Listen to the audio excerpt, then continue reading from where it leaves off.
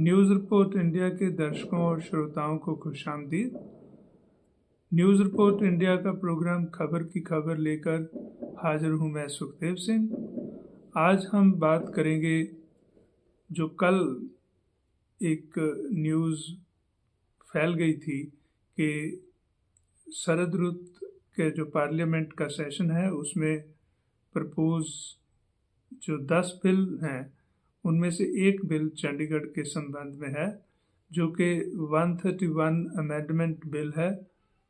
इसका status 239 article से हटा करके 240 आर्टिकल के अंदर लेके जाना। आर्टिकल 240 के मुताबिक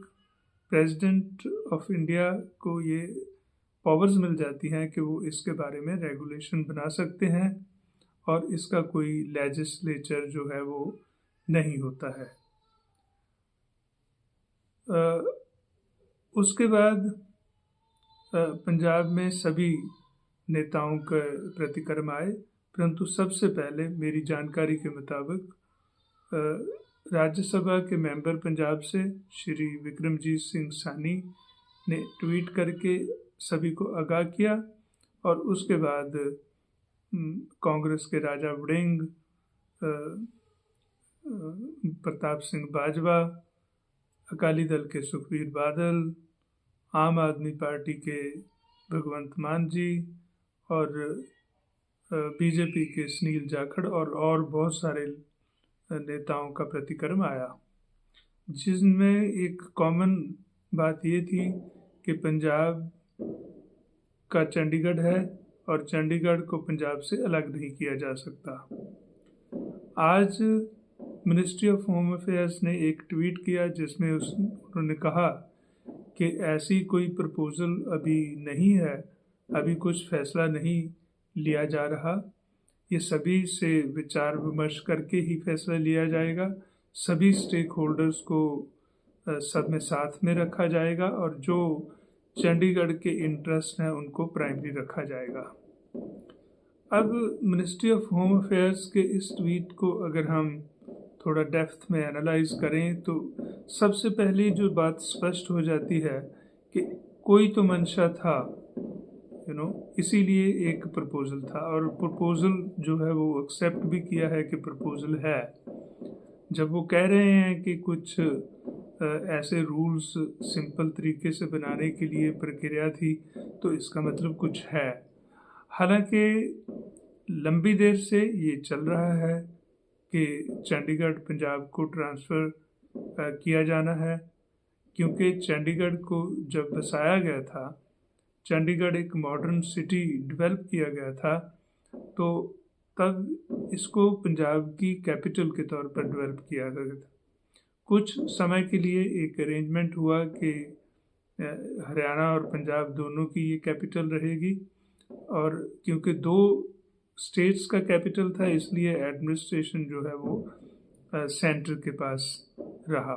और यहाँ जो है इसको एक यूटी की तरह यूटी बना दिया गया, यूनियन टेरिटरी बना दिया गया। हालांकि ये एक राजनीतिक तौर पर कोई बहुत अच्छा फैसला नहीं है एक फेडरल स्ट्रक्चर कंट्री के में, और पर्टिकुलरली एक ये जो बॉर्डर स्टेट है और दूसरा एक ऐसी स्टेट है जहाँ से मैक्सिमम कंट्रीब्यूशन पूरे देश को, चाहे वो आर्मी में हो, चाहे वो फ्रीडम स्ट्रगल में हो, चाहे वो फूड में हो और बाकी सभी कामों में इस स्टेट का कंट्रीब्यूशन है और उस स्टेट को एक्चुअली क्या काट काट के टुकड़े करके उस पूरे रीजन को एक तरह से करूप बना दिया गया है। और जब हम कह रहे हैं कि चंडीगढ़ को इंटरेस्ट प्राइमरी रखा जाएगा, क्या चंडीगढ़ का इंटरेस्ट पंजाब से के इंटरेस्ट से अलग करके देखा जा सकता है? कोई भी पंजाब का सिटीज़न या पंजाब की कोई भी पॉलिटिकल पार्टी इसके ऊपर कोई भी रजामंद नहीं होंगे और ना ही उनको होना चाहिए। और ये इस तरह की जो बातें हैं बार बार करने से कोई पॉजिटिव